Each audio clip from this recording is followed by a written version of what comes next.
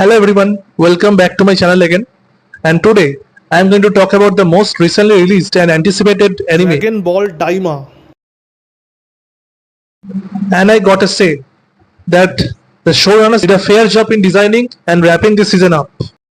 This show is a proper example of even though the creator Mr. Toriyama is gone, but he did listen to the fans. Now let's be real. As a 90s kid, I have grown up watching the original Dragon Ball anime, continuing with Dragon Ball Z and followed by Dragon Ball Super. And side by side, and parallelly, I was reading the manga also. Even I was watching. Even I have also watched Dragon Ball GT, and I am sure many of you have. And but during that time, I was unaware. As I was unaware that it is a non-canon work, and Toriyama was not involved in it. But even then, I enjoyed the 90s animation. I am sure many of you still do.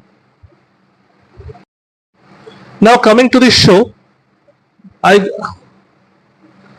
must admit that I wasn't as invested as I wasn't as invested in this.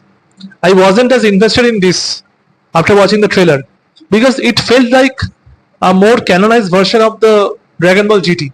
Similar to Dragon Ball GT, we see that the Z fighters have turned to children, maintaining their adult psyche.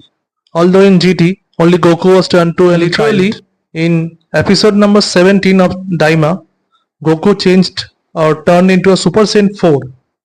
The design is slightly different from the GT version, as you can see from the clipping here.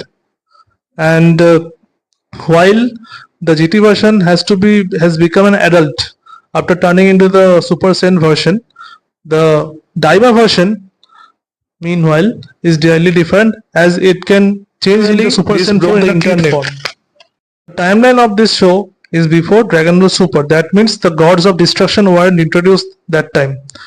And the villain, that is Demon King Gomah, was like a rip-off version of Jiren, who we see in the tournament. I wasn't invested at the beginning, but these transformation scenes with the 90s animation style were severely nostalgic, and I must just wait for the English dub to drop. The show had 20 episodes in the first season, and I am patiently waiting how all these things will be retconned in Dragon Ball Super, or they will go in the multiverse route.